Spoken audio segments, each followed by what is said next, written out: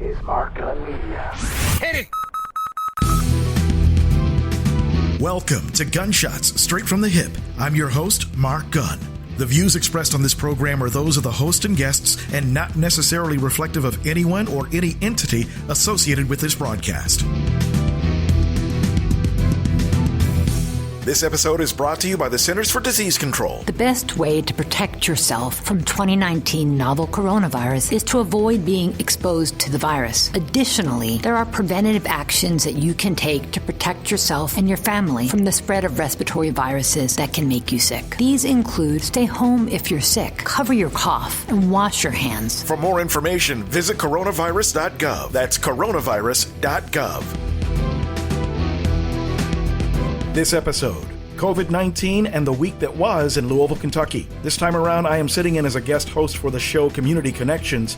It's on a local radio station, wlou-fm in Louisville. This was from this past Saturday's broadcast. Your hosts are Ameerah Palacios and Bruce Ray. Welcome to Community Connections. I'm Ameerah Palacios. I'm joined by Mark Gunn.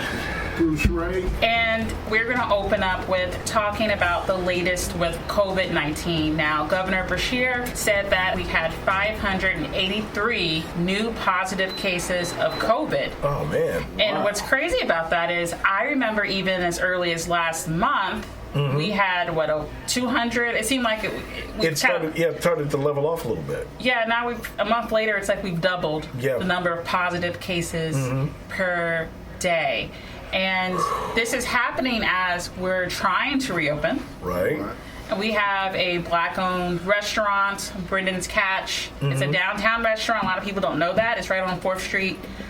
They are reopening this Thursday. Oh, okay. And as we look at all of these businesses that are trying to reopen and recover from this pandemic, the fact that COVID-19 cases are starting to rise again is just not good. No, and of course, as testing continues, you're going to get more cases, but a lot of these are as we've been moving about and not really being consistent with wearing of masks. How did masks become so political? I'm gonna keep it all the way real because people are stupid.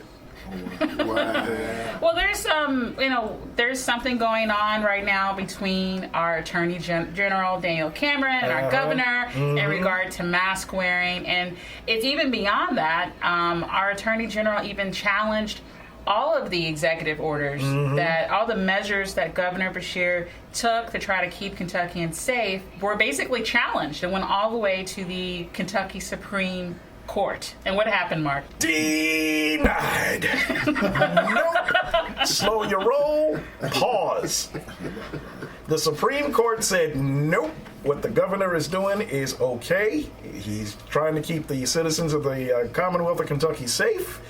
Your politics has no bearing on this situation. Wow. So, sorry, Daniel. You know what's interesting? People really called out Daniel Cameron for what he did. But a lot of people who kind of lean more conservative really had a problem with just an unchecked governor with all this power that people kind of felt treaded on people's constitutional rights and freedom. There's that point of view that's out there. And these are the same fine people who have absolutely nothing to say about Donald John Trump and his crazy behind. Running amok, unchecked, unfettered. Word of the day, hypocrisy. But what's been really interesting, the national trend with this is we see these sort of mask deniers or the COVID deniers. They don't even think COVID is real. They think it's like the cold. Right. And they don't think wearing a mask matters until they get it or someone close to them gets it. I mean, karma kind of comes at you fast, right? I mean... And I love her. She is I love Karma. I love her. That's been kind of tough. I mean, you know, one day they're like, "Oh, this is just a conspiracy by the left to, you know, take our freedoms away from us," and then it's like, I have tested positive for COVID-19, Right. and Right. I'm going into the hospital now. Right. Now, see, and I've got a friend whose wife has been in the hospital for the last 4.5 weeks with the coronavirus. So there is nothing anybody can tell me. My wife is a medical coder, so she is dealing with these cases every single day. So there is nothing anybody on the right or anybody that is trying to come up with conspiracy theories can tell me about this not being real. So, I'll say this: the city of Memphis, they actually ran out of ICU beds. So anytime a medical professional has to say, I have run out of beds or ventilators, I guess someone's going to have to die. And they're having to make these like crazy decisions about who lives and who dies because in certain areas across the nation, the hospitals are being overrun. Right. And anytime, I would never want to put myself in a position where someone has to make that kind of decision for me. Right. But didn't the morgue in Texas had to get refrigerated trucks because they ran out of they're doing refrigerated trucks. You're right. The same thing that happened in New York. So it has to be real. And the thing is, you look at other countries, other European countries, who jumped on this thing early, made wearing masks mandatory. They're just about all the way open. They're not even requiring. Iceland completely got rid of it. Yeah, it was Iceland. They're not even requiring masks anymore because everybody said, okay, I need to wear a mask. I need to stay home for a minute. I bet I can do this. There was none of this, you're infringing upon my rights. This is a government conspiracy. You can't do that. These are the same folks that are talking about my body, my choice. Same ones that are pro-life talking. Well, you know what's been happening is if you have an iPhone, guess what? The new iOS update includes a contact tracer. Contact tracer, yeah. Meaning they're going to watch where you go, and if you so happen to get COVID, they're going to call everyone that you've been around, right? And they're going to make sure that you bring yourself to the hospital and that you quarantine. So the government's not playing around with this. No, stuff. and here's the thing: this could have all been avoided. The same folks that are worried about government overreach could have avoided it just by mask. Stay home. Wear a mask. Do what the CDC tells you to do. And we can be like every other country that's getting over this. But no, the land of the free and the home of the stupid continue to be stupid. Hey, man, but it's a heck of a thing when you got a rocket scientist for president. The smartest man in the world, man. So I think that's part of the problem. I know words. I get the best words. Well, I think there was a poll that was out that said 70% of Americans trust Dr. Anthony Fauci. And yes, there's this whisper campaign against them, which is just so troubling. People trying to save their skins, people trying to save money, people trying to save their positions in power, and the rest of us just be damned. You know, it's all a hoax. It'll disappear. It'll magically disappear. We don't have that many cases. China.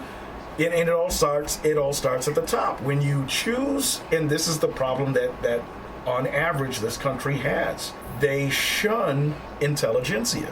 They shun science because they either aren't smart enough to understand it or not trust it. When the evidence is right there in front of them, oftentimes in black and white, do a Google search. It's all right there.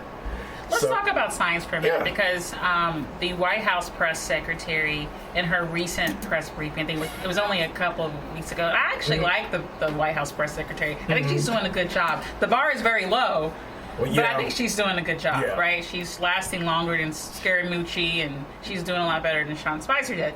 But what's interesting is that she said that the science should not be the only thing that we consider when it comes to schools reopening in the fall. And a lot of people kind of took that and ran with it. She did talk about the fact that the president really wants schools to reopen in the fall, and that he's looking at, he gets a briefing every day, and yes, the science is important, but the economy has to bounce back, and to do that, children have to go back to school. So it's been really interesting to see science be weighed against reopen the economy, and just the backlash against teachers that I've seen online. A lot of people are saying teachers should not get their paychecks until schools are able to reopen, and that's just such dangerous language. We can't put this much on our teachers. We don't pay them enough. We just don't.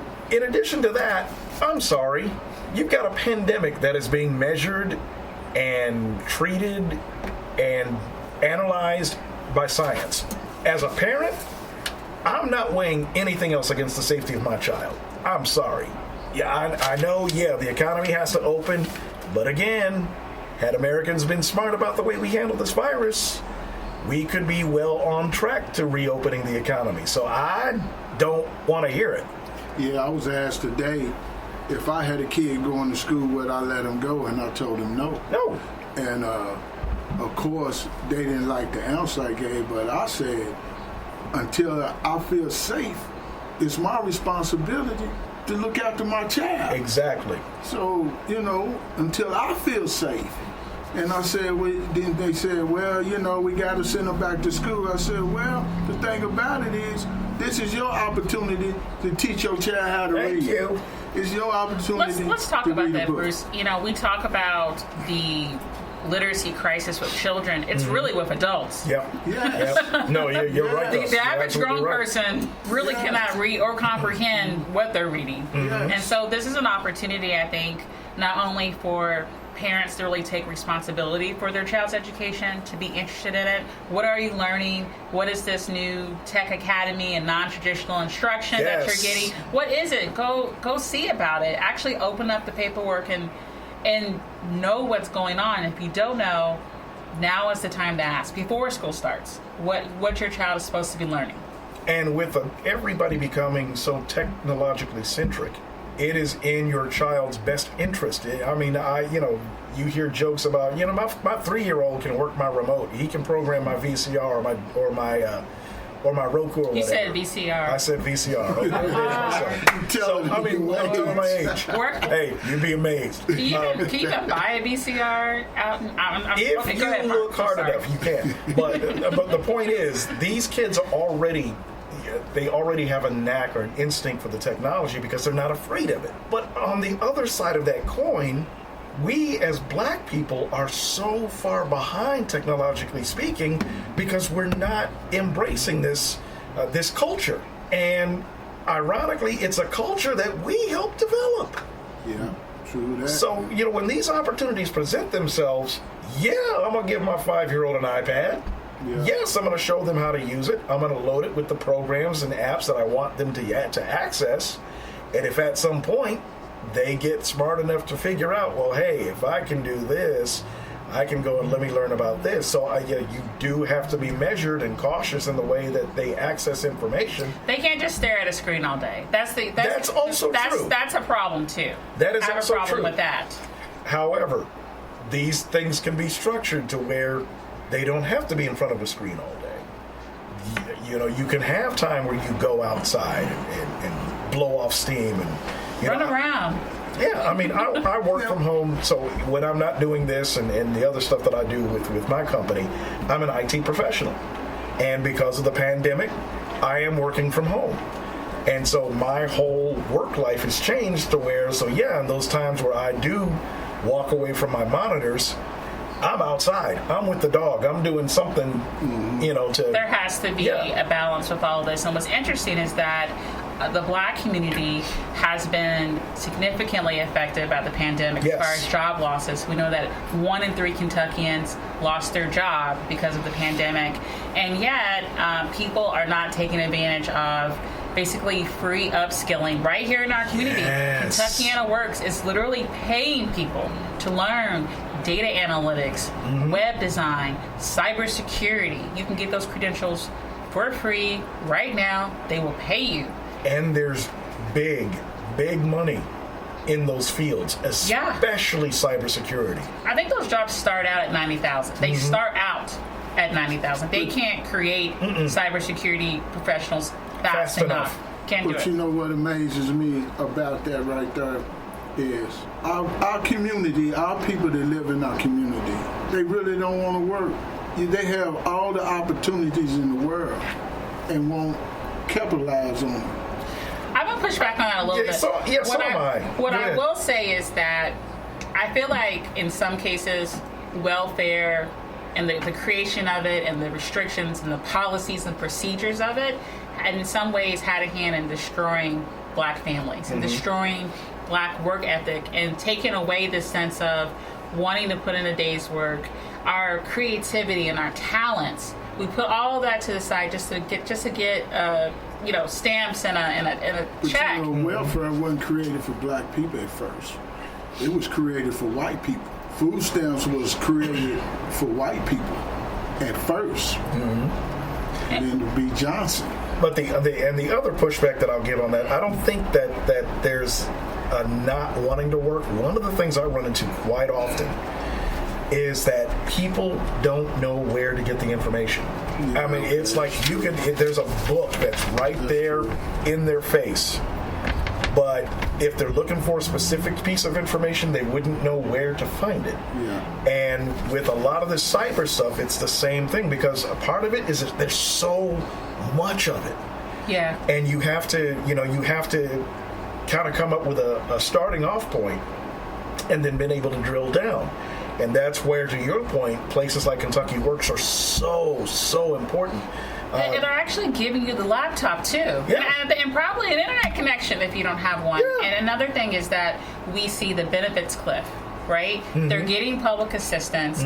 They could get extra hours at their part-time job, or they can get promoted, but they start looking at what they're going to lose, and it's just not enough for them to take that extra step, to take that promotion, to become full-time, to become a manager. And so that's a major problem in our community. Yeah. We can no longer afford to be left behind, and as we become a more technologically advanced society, and just to even think about this, the United States as a country, technologically speaking, we're at least a decade behind countries like Japan. Yes. I've actually witnessed that. I lived in Japan for a year. And so any cell phone that we have right now is at least 5 years, or at least 5 years behind of what they have in Japan right now. The phone I had in Japan did not debut in the U.S. until 5 years after I got back. And I was just sitting there going, oh, that's old. Right. But they have a culture of innovation there, and you have to live in a society that values that. In America, we value profit, so we'll wait until it's like version 6, and until we can have consumers spend all they can for it until we release the next one. So that's why we get left behind. So, I mean, the thing is, I can't stress this enough, the information is there. I said this before, and I'll keep saying it, we are overrepresented in social media and underrepresented where it really counts. Young people understand this. Did you see, there was a young man, I think he's maybe a sophomore, junior in college. He's a theater major, but he wanted to get into film and animation. He literally self-taught himself how to do all this. Started putting things he had edited on TikTok, and Bob Iger from Disney, he got his attention.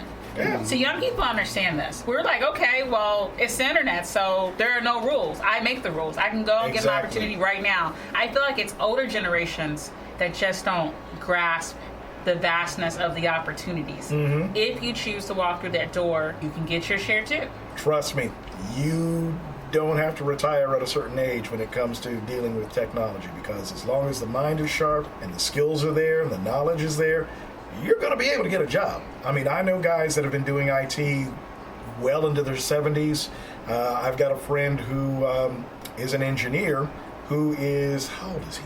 83, still as sharp as a tack. And people think they don't have to learn these things, and it changes all the time. And if you don't learn these things, you will be left behind in our new economy. Definitely. And it's anything having to do with technology.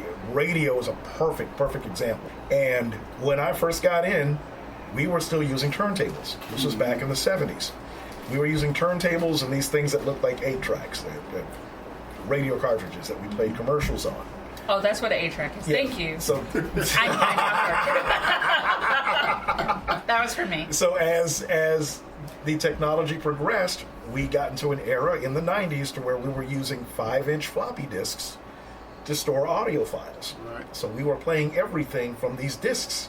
Are those the things that look like coasters? Yeah, they look Okay, like coasters. thank you. They look like coasters. And so as we got into the late 90s and early 2000s, radio adopted the mindset of file sharing. Napster, Kazaa, iTunes, all these music file services. Now radio stations are doing the same thing. So it's very rare when you walk into a studio and you'll see vinyl, which ironically is making a big comeback I for the kids. actually collect vinyl. Yeah. I'm into jazz music, so I collect jazz on vinyl. So. And so you very rarely see that. I mean, here in the WLOU studio, there's not a record, there's not a floppy disk, there's not a CD or anything like that to be found. Because everything is digitized. Everything is on a file. Everything is on a server. Mm-hmm. I had to learn all of that and adapt to all of that as I kept going through my career. So you're talking about 40 years of innovation that I had to learn in order to keep up. And there's stuff coming down the pipe that I'm just now... They're already talking about 6G. Yeah, and 5G hasn't hit yet. Yeah. Or at least crazy. 5G hasn't hit here yet. So... Again, the information is there. The information is free. You just have to, get out of your own way. And if you really have the desire to learn it, it's right ask there somebody. for you. It's right there for you. If you need a place to start, your kids can tell you where to start looking. And then once you start You can reach out to your local library and they'll help you. Mm-hmm. And in fact, you go to KentuckianaWorks.org. They have programs to help you get those skills. They will get, and you can get paid while doing it. Yes. And they'll even provide you with the hardware and software and all of that. And why are we talking about this? It's because we will see another pandemic again. This is going to happen again. We're all going to be at home. There's going to be another coronavirus of some kind that we're going to have to deal with. And so these issues do not go away. And this digital divide, we really have to start addressing this. In our community. Right. I mean, and the fact, I look at it this way. A city can gentrify a neighborhood, but they can't gentrify the internet. They can't block your access to the information, the same information that they have. It's equal opportunity bedlam. That's the way you have to look at it. If there's something out there that you want, go get it. Go get it. Well, the thing with me is normal that we knew before the pandemic, that's gone. Yeah. No, we are in a new normal. Look at new normal, new world. Yeah, look at Japan. Look at China. How long have they been wearing masks in public? It's normal there. Normal. Yeah, that's an everyday thing. Yeah, it's an everyday thing, and nobody says squat about it. What's interesting, if you look at, there was a survey of chief financial officers, and they were asked, do you plan to keep your workers remote? Just ask them, what are you going to do to switch up and kind of adapt to what's happening? So we're watching major tech companies break leases. Yep. They don't need these offices. Yeah. Even Facebook, they're talking about, if you want to move somewhere else, you want to leave San Francisco, leave the Silicon Valley bubble, that's great, but we're going to adjust your salary to match because you don't need those big inflated San Francisco salaries that you've been having. So we're watching Uber and Lyft and all these tech companies really adapt to this. And so it's just been really interesting to see that remote working is in vogue. In fact, Louisville just made a national list. We are the number 7th place in the country for remote workers. Wow. I did not know that. It's because of our low cost of living. That's true. And I saw a survey from, again, one of these tech companies that it's becoming more attractive because the results they're getting, they've been an overall increase of productivity. Employees tend to be happier because they're in a more relaxed environment. They're at home. With their pet. Or spouse. or spouse. Right. Kids running around. And so they're more relaxed about having to do the job. I mean, I can say the same thing. I've never worked from home except with the occasional doing a radio show from home. Yeah. But on a consistent basis, I've never worked from home. But I love it. I can go into my office/studio, close my door, my room is soundproof, do what I need to do for the time I need to do it in, and once I'm done with one job, I just shift over to the next desk. or I'll walk out for a little bit, and I don't feel the stress because I'm in my environment. Yeah. And I don't feel as pressured as you do in a office full of noise. The hustle and bustle. Right. What's been really interesting is we watched in the realtor community, there were about 3,000 people in the Louisville area who bought a house in the middle of the pandemic. And so home sales, they have not stopped. People are looking around going, wait a minute, I have to work from home? I don't like my home. I'm gonna go get another one. And my next door neighbor is in real estate. She says it's a buyer's market right now. And that ain't the only thing. Automobile sales is picked up. I mean, everything's No, that's surprising. If we're at home, why do we need a car? That's hey, Well, you're saving money on gas, so it makes a new car a little more affordable. I mean, I've filled up my car this week for the first time in 3.5 weeks. I mean, if the interest rates are so low, man, I mean, that's the bait. Yeah, people are refinancing, buying the houses, buying a car, all of those things right now. Right. Seems like since the pandemic, everything has went down and is more easier because That's not true. Grocery prices have went up. No, grocery. Yeah, boy. Oh, yes. I was in the grocery store. Me and my husband just looked at each other. We said, "What?" Boy, Man, Kroger's is outrageous. you can't even be a vegan. You thought being a vegan was expensive before. Man. Yeah, consumer prices are up. The data's out on that, and I think the Wall Street Journal does a Big Mac index. It just shows. I mean, if you want to look it up online, but it's been really interesting to watch that supply and demand dynamic play out, and so we're watching things like gas, groceries go up while interest rates are Going down. 2.68. Yeah. Like it's at these historical lows, and will stay there supposedly. So that's Now, the downside of all this, and this is something that I'm sure that everybody's starting to feel the strain of, is human contact. I mean, we've got it to a degree, but I'm used to, whenever I see my friend on the street, I'm used to giving him a hug. Yeah. And I can't do that. And that bothers me. That bothers me to my soul. it's awkward. It is. It's very awkward. Yeah. It's like, and we make a joke out of it because we're either bumping feet or bumping elbows or whatever. And that's so important, I think, for kids, is that human contact. That is so important. Can you imagine for them. being a kindergartner or a first grader? No. Right now? No. And those are really important. That's a really important time, preschool through, second grade. Those social skills and norms that you learn, they're having to do all that online. Yeah, I feel so bad for these young kids these days, because you do a large part of your socialization skills in those early years. And if you're being taught that you can't show affection the way that you want to, hug somebody because you might get sick. You bring that up for the last 4 months, man. Every time I see my mother, we fist bump. Like we on the corner. And I'm like, come on, you fist bumping me like you one of my homeboys or something. It's weird. It is. 2020 is just weird. It's just weird.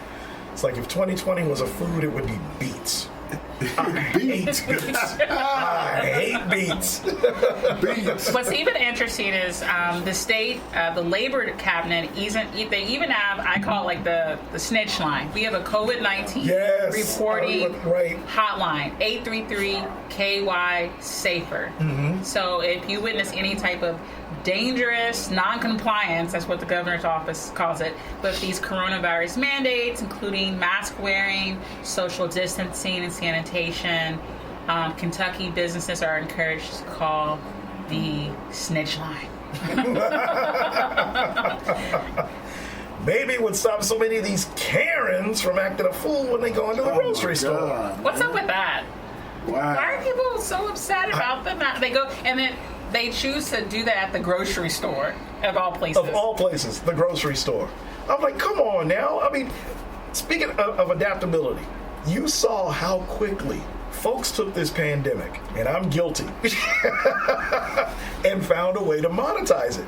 I'm like, okay. There are luxury masks. Yes. There are designer masks. I think my Aunt Tanya, she has it all like bedazzled and bedazzled jeweled, and she sells them for $10. Right. And it's people are launching whole businesses, cottage industries out of it. off of custom masks. And I tell some of my clients, I'm like, look, enhance your brand.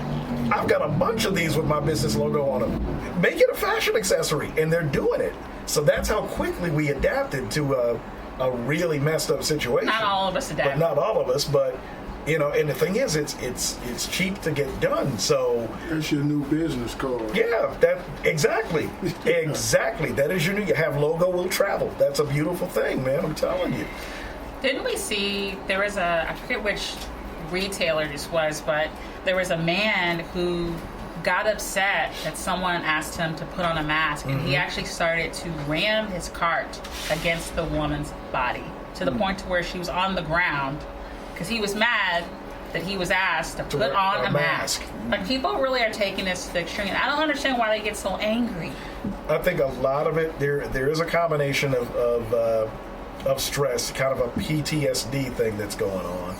And then you really have some people that, I don't know, they have this conflated idea that wearing a mask is interfering with your rights.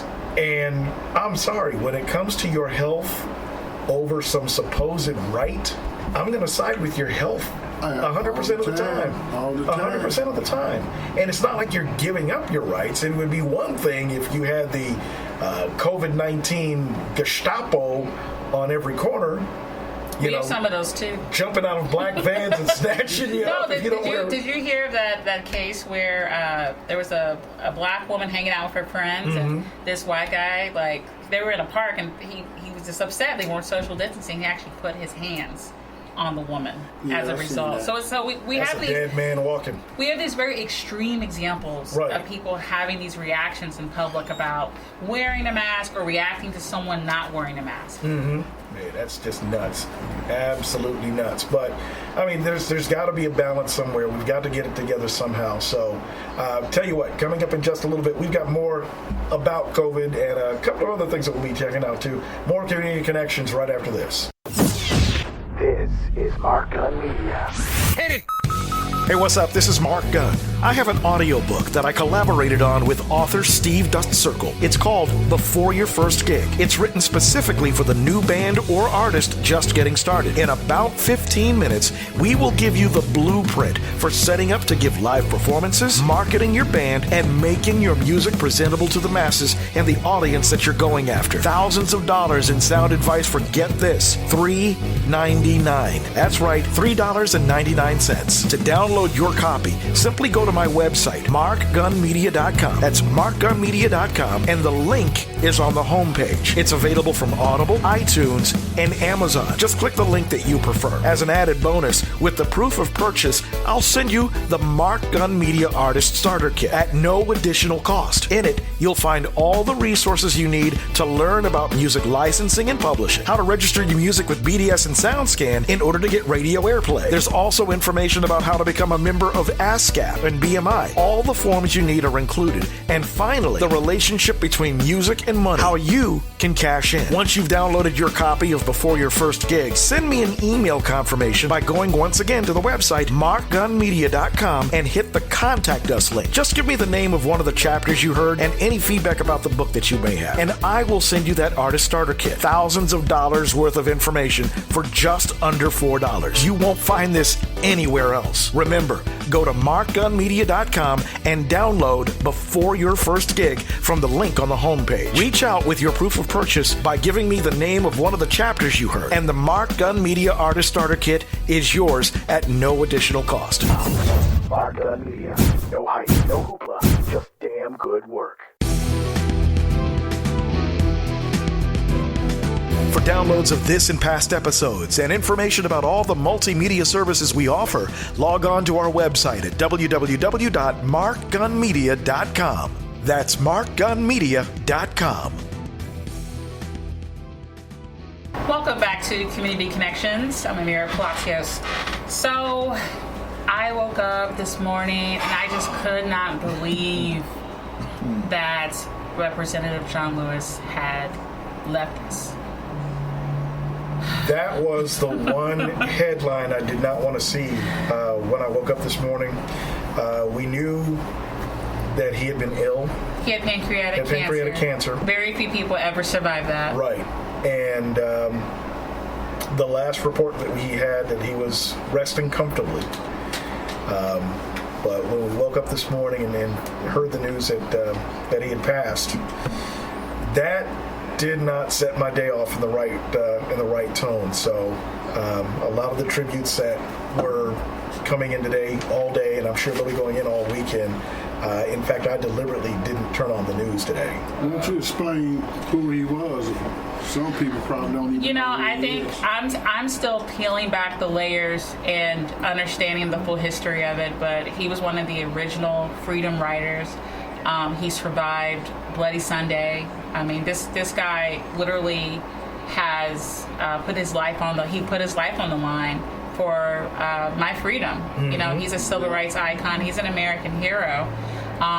But as I get to know more about his life and his legacy, one of the things that I'm so inspired by was how much he continued to reach out and touch the lives of young people. Yes. People don't know this, but he was Congress's first ever graphic novelist. So he has his own comic book series that's out that really helps to illustrate what happened with civil rights and really helping make that relatable and understandable to children.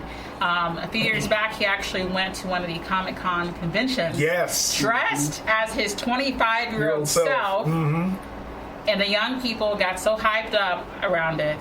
He actually marched with the young kids all around the convention center in D.C. And that was just such a treat. So it's things like that. We've all seen the video of John Lewis dancing to the Pharrell song, right. Happy. Right. Just his sense of class and dignity and humility and earnestness. We did not deserve John Lewis. No. We just didn't. One of the things that I respected about Representative Lewis more than anything else is that he did not exploit his time in the civil rights movement. He didn't use it as some sort of gravitas. It was something that was given to him just out of respect. He wasn't one of those that, well, back in the day when we did this.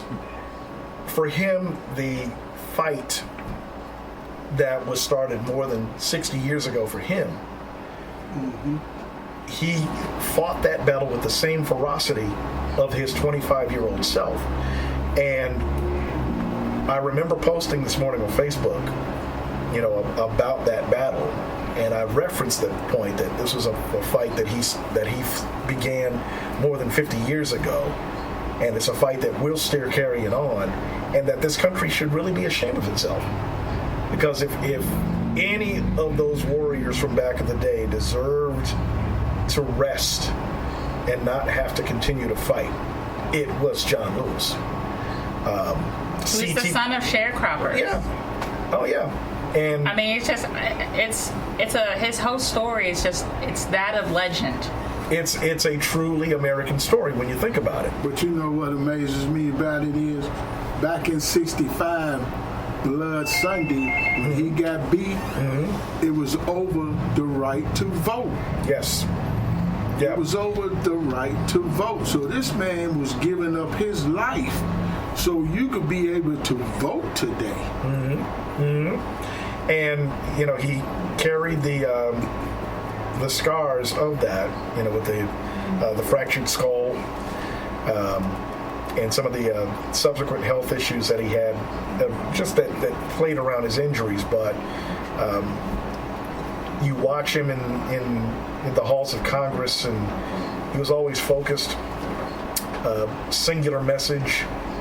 And I remember it was earlier this year, just after Charlottesville, and he was in chambers, and he asked the body,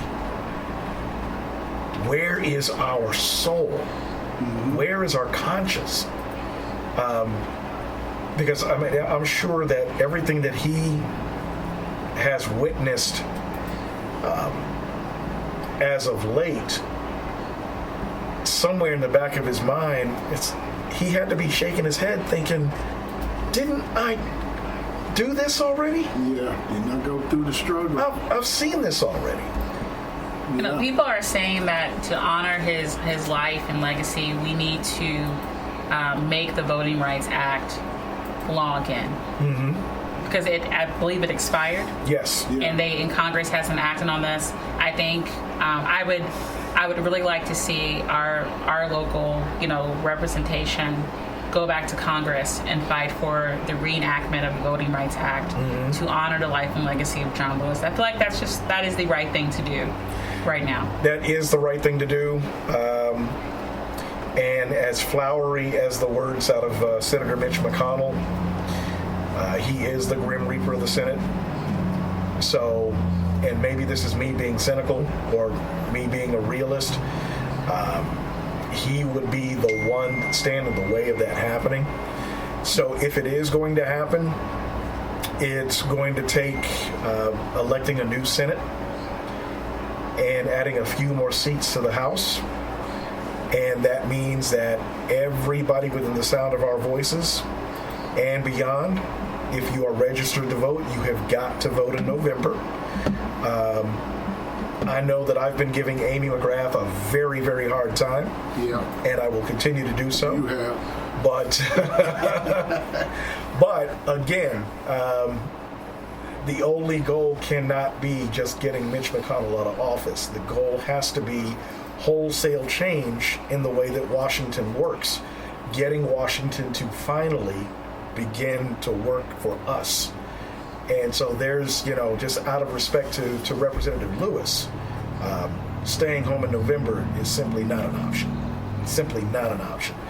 And so, again, while we do have the kids at home, and you're going to see lots of tributes to him over the next several days, I would sit everybody down in front of the TV, in front of the computer, and just watch.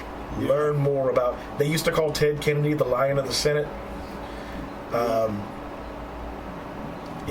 Representative Lewis was so much more than that in the halls of Congress. So watch the tributes, learn more about what he's done, and then the least you could do is to vote in November. And the thing about it is, this is an opportunity not only to learn, but to teach at the same time. Mm-hmm. So, if you're confused about anything about Lewis, just Google it. Yep.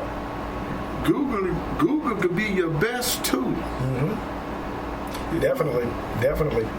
And, with everything that not only Representative Lewis has been through, we lost C.T. Vivian earlier this week, who was another icon in the civil rights movement. He also was a freedom rider. Right, he was a freedom rider. Mm-hmm. So 2 in 1 week is the irony isn't lost on me. I don't think people my age really understand what has been lost. Mm-hmm. And I think that I hope my generation that will take the time to go download the ebook and really take the time to think about what their lives were, their struggles, because their struggles and what they went through are very similar to today's struggle. Yes. Extremely similar. And in fact, back in the day, John Lewis was viewed as a radical. Yes. Remember, they thought he was crazy. Yeah. Oh, yeah. They did. Probably in the same way we look at Black Lives Matter, and we give them the side eye. Right. Who among that group could be a John Lewis in the making today? It just makes me wonder a little bit. Yeah, there are some people that have been sticking out and making themselves noticed, whether they mean to or not. But it's my hope that as we continue this fight for freedom, justice, and equality, that we will never have to have another John Lewis or another Martin Luther King. That we can collectively work to get what we should have already had, and show that those sacrifices that these great men and women did before us weren't in vain. Who was it? Khalil Muhammad, I believe, had a quote that talked about the way that revolutionaries have to function. And the key part of what he said was that the revolutionary has to be wise in the way that they do things. Mm-hmm. And that wisdom comes from more than coordinating marches and demonstrations and sitting in, sit-ins. It's what we do behind the scenes. It's what we do as it relates to our legislative body. It's what we do as it relates to our corporate community. What kind of noises are we making there? The last brilliant, absolutely classic demonstration was when the mayor was doing the ribbon cutting for last week. Right. I think there's a remix of it online with some music. That someone from my generation, there's already a remix version online, but that's what my generation does. See, and that's just it. It's the coming together of all of those generations. Those of us that are old enough to have lived as a contemporary of Mr. Lewis's, those of us that were kids at the time that grew up in the movement, those of us that are young enough to see the mistakes that we've made, take the stuff that we did right and tweak it and make it work for a new millennium. We all have to, and I can't believe I'm saying this because this phrase is one of my pet peeves. I'm so tired of hearing it. We have to come together to pool our efforts, to pool our resources, because the enemy that we're fighting ain't no joke. And that's an enemy that Representative Lewis, Mr. Vivian, and those men and women that came before us have been fighting for a long time, and it's an enemy that we know very well. So, as we get the remixes from the Fire, gentrifier. Right, the fire, gentrifiers, and a lot of the things that are going on behind the scenes, it is a simple matter of not so much the infighting that I'm seeing in different pockets. That's got to stop. And you're talking about the black community here in Louisville. Let's just switch. Let's call it what it is. It's old school versus new school right now, and it's a little ridiculous to watch it. And and I admittedly, I am old school, and I am here to tell old school, sit down, hush. Yeah, they got this. Yeah, it's time to be. But I'll also tell the new school, if you have a question about something, please come to us, ask.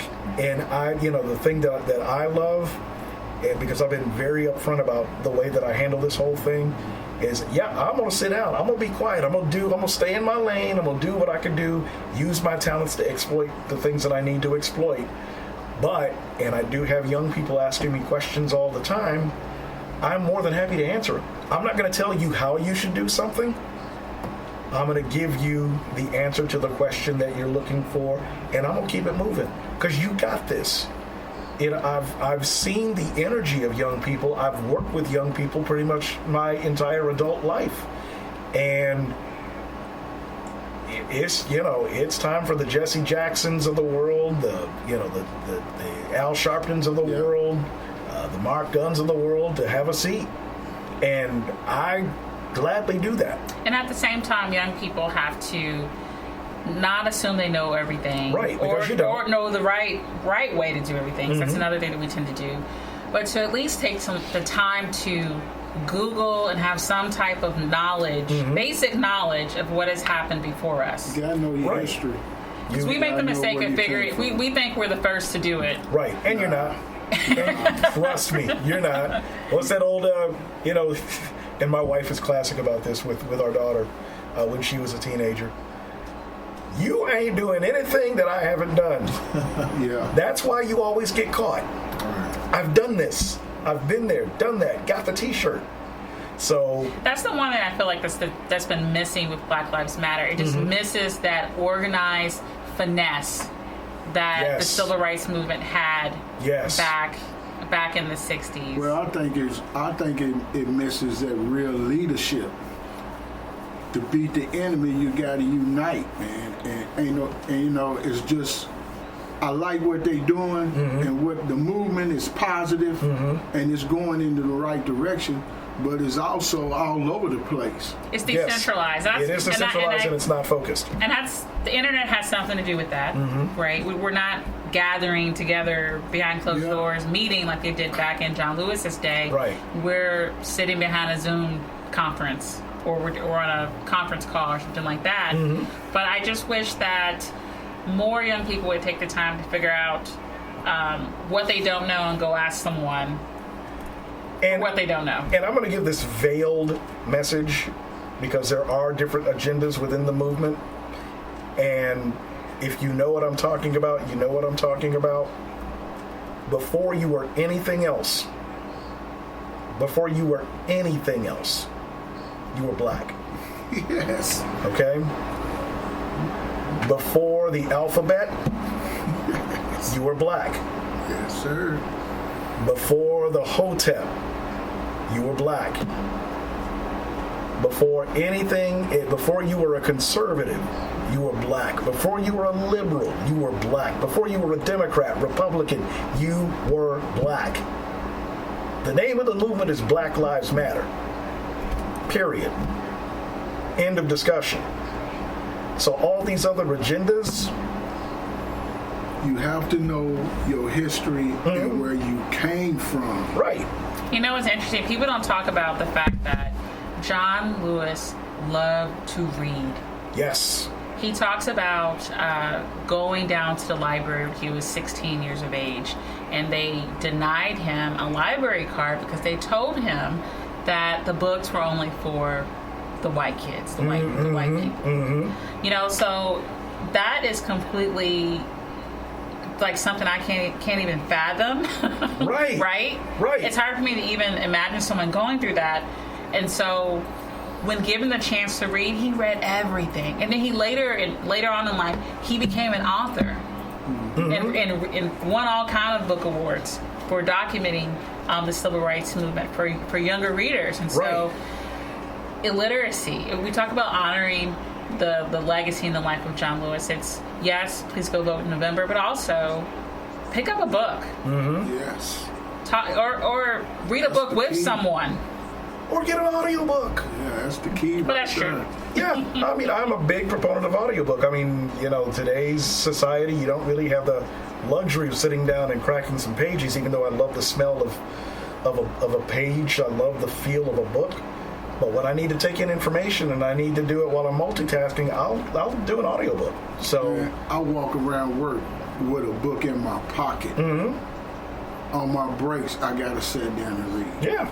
And there are even apps that will read out something to you. Yes. If you don't have time to read. Yes. So there's really no excuse, but illiteracy amongst adults is very, very real. We talk about that children can't read. It's really adults who can't read. Right. We hear this phrase, the low information voter. Yes. That's a very, very real thing. I think that's why we had was it 7,000 or 8,000 absentee ballots that were thrown out?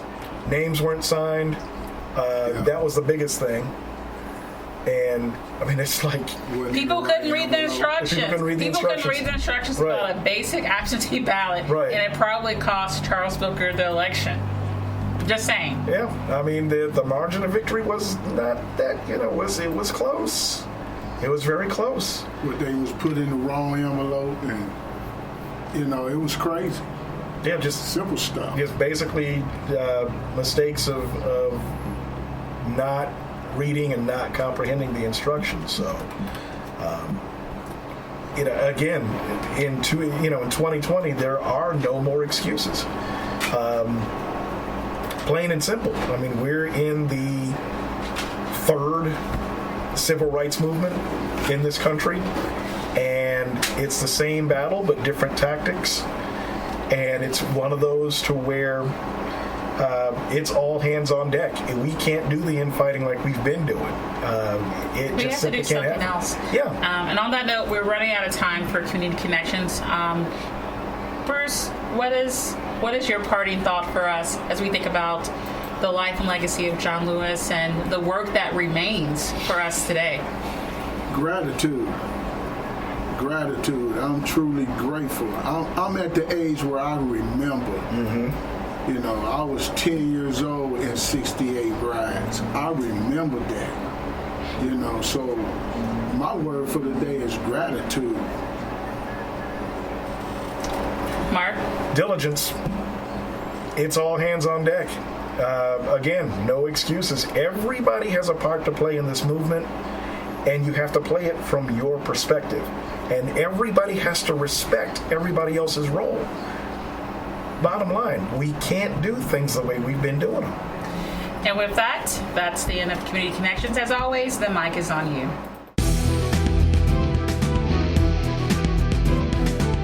You've been listening to Gunshots Straight from the Hip. The views expressed are those of the host and guests and not reflective of any business entity or anyone associated with this broadcast.